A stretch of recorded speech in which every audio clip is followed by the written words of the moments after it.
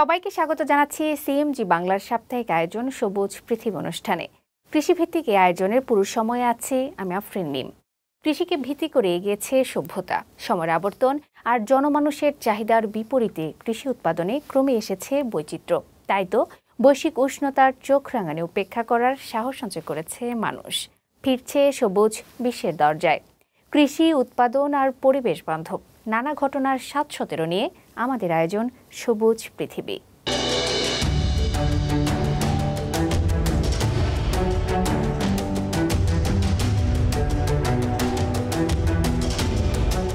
বিশুদ্ধ পানি ছাড়া আমাদের জীবন চলে না। আমাদের শরীরের ২/৩ হচ্ছে পানি, আর এই জন্যই বলা হয় পানির অপর নাম জীবন। সুস্থ থাকতে এবং রোগ প্রতিরোধ করতে প্রয়োজন পর্যাপ্ত পরিমাণ পানি। এই বিশুদ্ধ পানি নিশ্চিতে চীন সরকার কাজ করছে বহুকাল ধরে। চীনের গ্রামেগঞ্জে বিশুদ্ধ পানি সরবরাহে ১০০ বিলিয়ন ইউয়ান বিনিয়োগ করেছে দেশটির সরকার। বিস্তারিত প্রতিবেদনে।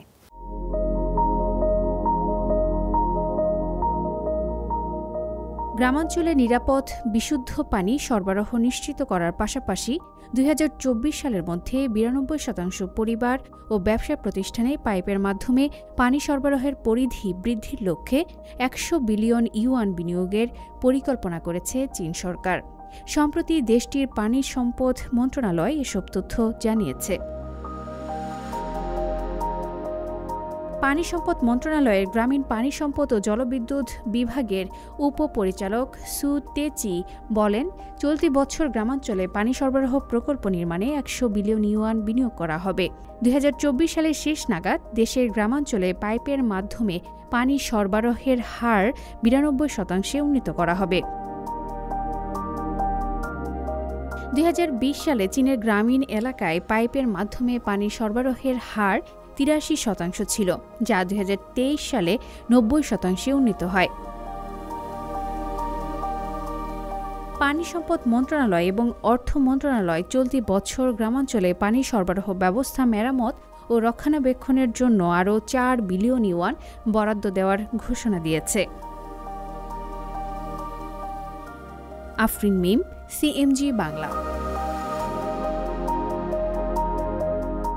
পরিবেশ রক্ষায় কোমর বেঁধে নেমেছে চীন সরকার, আর এজন্য পরিবেশ বান্ধব নানা প্রযুক্তির ব্যবহার বাড়ানোর পাশাপাশি চলছে ব্যাপক হারে বৃক্ষরোপণ অভিযান।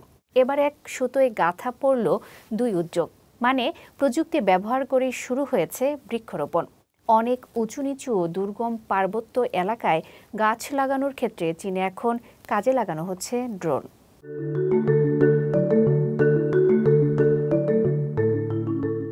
উত্তর পশ্চিম চীনের শায়ানসি প্রদেশের এবড়োখেবড়ো ভূমির ওপর উঠছে ড্রোন, সঙ্গে নিয়ে যাচ্ছে গাছের চারা।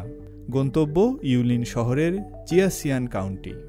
সেখানে ইয়েলো রিভারের কাছে তৈরি করা আছে গাছ লাগানোর উপযোগী জমি, আর সেই জমিতেই ড্রোনে করে চারা পাঠাচ্ছে স্থানীয় বন প্রশাসন।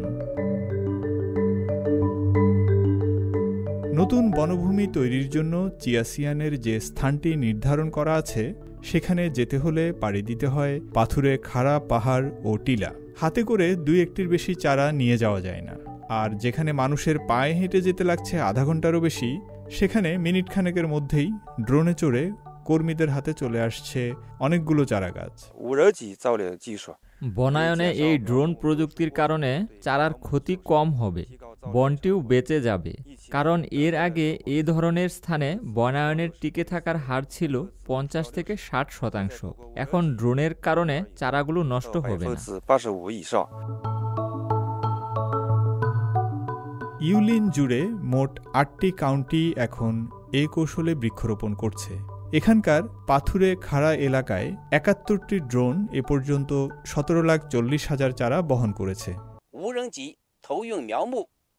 চারা পরিবহনে ড্রোনের ব্যবহার শুধু শ্রমিকদের নিরাপত্তায় নিশ্চিত হয়নি, এতে চারা গাছের ক্ষতি এবং খরচ দুটিই কমেছে। প্রতিটি চারার পরিবহনে আগের চেয়ে অন্তত ২ থেকে ৩ ইউয়ান কম খরচ হচ্ছে।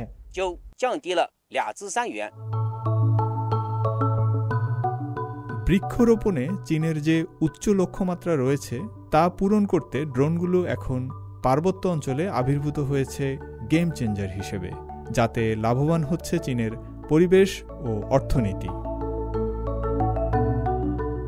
ফয়সাল আব্দুল্লাহ, সিএমজি বাংলা। সয়াবিনের মরিচা রোগ, যা সয়াবিন ভাইরাস জনিত রোগ নামেও পরিচিত। এ রোগের কারণে সয়াবিনের উৎপাদন ব্যাপকভাবে ক্ষতিগ্রস্ত হয়। এ রোগটি বিশ্বব্যাপী সয়াবিন চাষকারীর সমস্ত অঞ্চলেই দেখা যায়। এর প্রতিরোধে বিভিন্ন পদ্ধতি ব্যবহার করা হলেও মেলে না আশানুরূপ ফলাফল। এ রোগ নিয়ে দীর্ঘদিন গবেষণার পর অবশেষে আশার আলো দেখতে পেয়েছেন চীনের একদল বিজ্ঞানী। বিস্তারিত প্রতিবেদনে।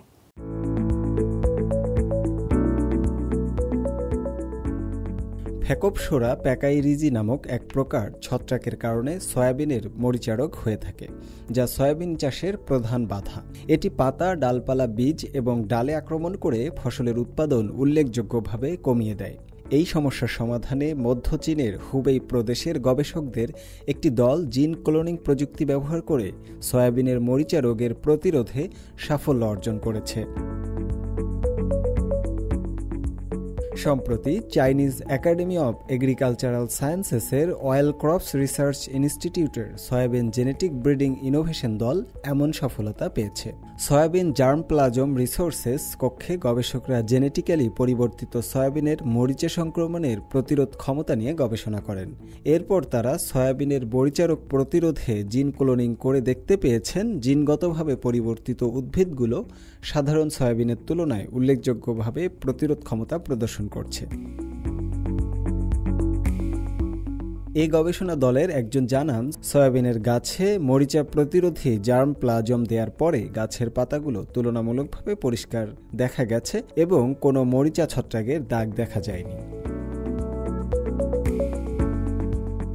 অয়েল ক্রপস রিসার্চ ইনস্টিটিউটের প্রধান গবেষক এবং জাতীয় সয়াবিন শিল্প প্রযুক্তি সিস্টেমের বিজ্ঞানী চেন হাইফেং নতুন উদ্ভাবিত এ পদ্ধতির অর্থনৈতিক এবং নিরাপত্তার বিষয়গুলো তুলে ধরে জানান, সয়াবিন আমদানির 60% আসে দক্ষিণ আমেরিকা থেকে, বিশেষ করে ব্রাজিল এবং আর্জেন্টিনা থেকে, যেখানে সয়াবিনের মরিচা রোগের প্রাদুর্ভাব রয়েছে। রোগটি প্রাথমিকভাবে কীটনাশক দ্বারা নিয়ন্ত্রিত হয়। এটি একদিকে যেমন ব্যয়বহুল, অন্যদিকে খাদ্য নিরাপত্তার ঝুঁকিও বাড়িয়ে দেয়। প্রায় 30 বছরের প্রচেষ্টা এবং দেশব্যাপী 13,000-এরও বেশি সয়াবিনের জার্মপ্লাজম নমুনা সংগ্রহের পর এমন সাফল্য পেলেন চীনা বিজ্ঞানীরা। এই গবেষণাটি সয়াবিন চাষের জন্য একটি গুরুত্বপূর্ণ অগ্রগতি।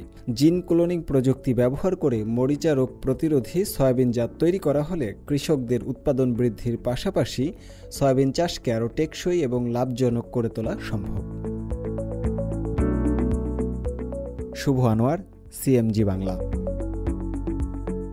হেইলংজিয়াংয়ের কৃষিক্ষেতগুলোতে এখন দেখা যাচ্ছে আধুনিক রোপণ যন্ত্র। দেখতে ট্রাক্টরের মতো হলেও দুইটি বীজের মধ্যকার সঠিক দূরত্ব এবং সঠিকভাবে সার প্রয়োগ নিশ্চিত করে এই যন্ত্র। যে কাজ আগে করতে 1 সপ্তাহ সময় লাগত, তা এখন করা যাচ্ছে মাত্র 2 থেকে 3 দিনেই। দর্শক, এ নিয়ে একটি প্রতিবেদন আছে, চলুন দেখে আসি।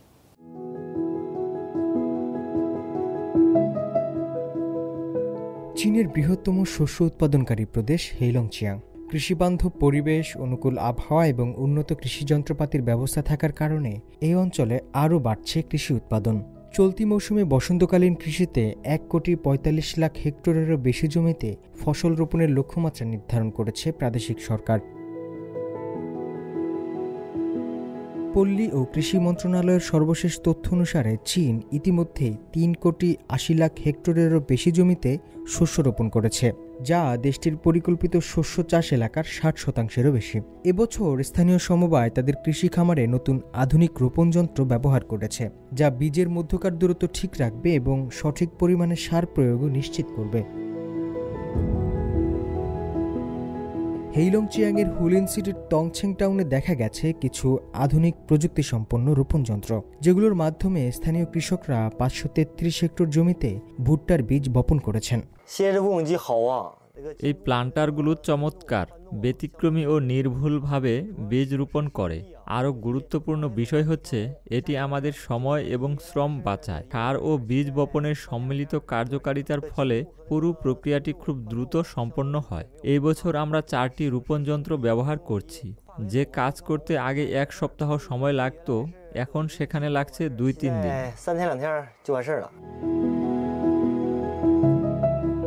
এই বছরের শুরুর দিকে হেইলংচ্যাং প্রাদেশিক সরকার সুস্পষ্ট একটি উৎপাদন লক্ষ্যমাত্রা নির্ধারণ করেছে। কোথায় কোন ফসল হবে সেটাও আগে থেকে নির্ধারণ করে রেখেছে প্রাদেশিক সরকার। চাংফাং শহরে স্থানীয় কর্তৃপক্ষ ভুট্টা ও সয়াবিনের জমিতে শস্যাবর্তন পদ্ধতি চালু করেছে। এর ফলে আরও ৬৭ হেক্টর জমিতে এখন সয়াবিন রোপণ করা যাবে।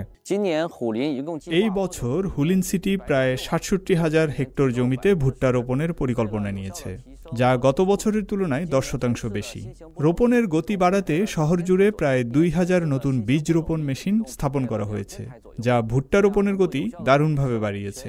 পুরো রোপণের কাজ শেষ হবে মাত্র ৩ দিনে। এবছর হেইলংচিয়াংয়ে উচ্চ মান ও ক্ষমতাসম্পন্ন প্রযুক্তিগুলোর ব্যবহার উল্লেখযোগ্যভাবে বেড়েছে। পুরো প্রদেশ জুড়ে কীটনাশক স্প্রে করে বীজের চিকিৎসা, বুদ্ধিমত্তার সঙ্গে ধানের বীজ ছেটানো, অঙ্কুরোদ্গম করা এবং বৃহৎ ও মাঝারি আকারের চারা উৎপাদনের কাজ চলছে এখানে। হেইলংচিয়াং টানা ১৪ বছর ধরে চীনের শীর্ষ কৃষি উৎপাদনকারী প্রদেশ হিসেবে নিজের জায়গা ধরে রেখেছে। জাতীয় পরিসংখ্যান ব্যুরোর তথ্য অনুসারে ২০২৩ সালে প্রদেশটি প্রায় ৭,৭৮৮ কোটি কেজি শস্য উৎপাদন করেছে, যা দেশের মোট উৎপাদনের ১১.২%। হোসনে মোবারক সৌরভ, সিএমজি বাংলা।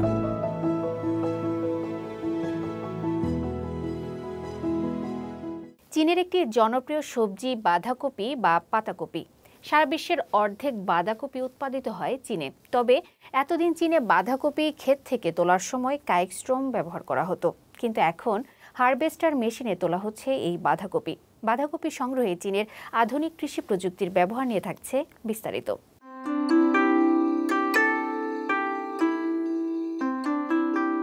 জমি থেকে সরাসরি বাঁধাকপি তুলে নিচ্ছে হারভেস্টার মেশিন। মানুষের কায়িক শ্রম ব্যবহার করতে হচ্ছে না। এই সাফল্য সম্ভব হয়েছে চীনের নিজস্ব হারভেস্টার মেশিনের ফলে। মধ্য চীনের হানান প্রদেশে প্রথমবারের মতো জমি থেকে সরাসরি বাঁধাকপি তুলে নেয়ার কাজ করছে আধুনিক প্রযুক্তির হারভেস্টার মেশিনগুলো। বাঁধাকপি চীনের দারুণ জনপ্রিয় একটি সবজি। দেশ জুড়ে এর উৎপাদন হয়। বিশ্বে যত বাঁধাকপি ফলে তার অর্ধেকই জন্মায় চীনে। স্পেশালাইজড মেশিনারির অভাবে এতদিন বাঁধাকপি চাষ পুরোপুরি কায়িক শ্রম নির্ভর ছিল। চীনের কৃষি ও গ্রামীণ মন্ত্রণালয়ের উদ্ভাবিত এই ক্যাবেজ হারভেস্টার বা বাঁধাকপি যন্ত্রটি সবজি কৃষকদের মধ্যে ব্যাপক সাড়া জাগিয়েছে। হারভেস্টার মেশিন যখন ভরে যায় তখন এটি স্বয়ংক্রিয়ভাবে ওজন করতে পারে। নির্দেশ দিলে নিজেই গুদামে চলে যায়। এতে শ্রমশক্তির সাশ্রয় হয়।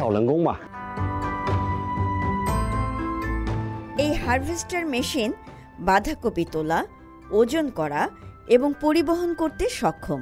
প্রতি ঘন্টায় ৫ থেকে ৮ টন বাঁধাকপি তুলতে পারে এই মেশিন, যা কায়িক শ্রমের তুলনায় ১০ গুণ বেশি। এই মেশিনের ফলে ফসল তোলার সময় যে অপচয় হয় সেটাও কমেছে। আমরা উচ্চ ঘনত্বের সিআর বা ক্লোরোপিন রাবার স্পঞ্জ ব্যবহার করছি। এটা ক্ষেত থেকে তোলা সবজিকে মুড়ে রাখে। এর ফলে কোনো সবজির ক্ষতি হয় না। আমরা আরও কিছু প্রযুক্তি ব্যবহার করছি, যার ফলে নরম বস্তু দিয়ে সবজি ধরা ও সংরক্ষণ করা যায় এবং সম্ভাব্য ক্ষতি কমানো যায়।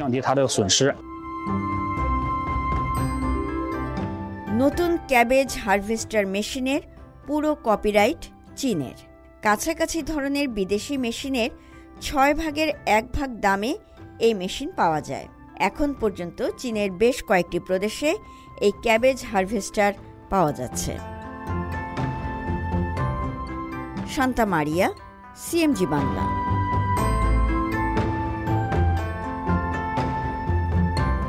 প্রিয় দর্শক, আমরা অনুষ্ঠানের একদম শেষ পর্যায়ে চলে এসেছি।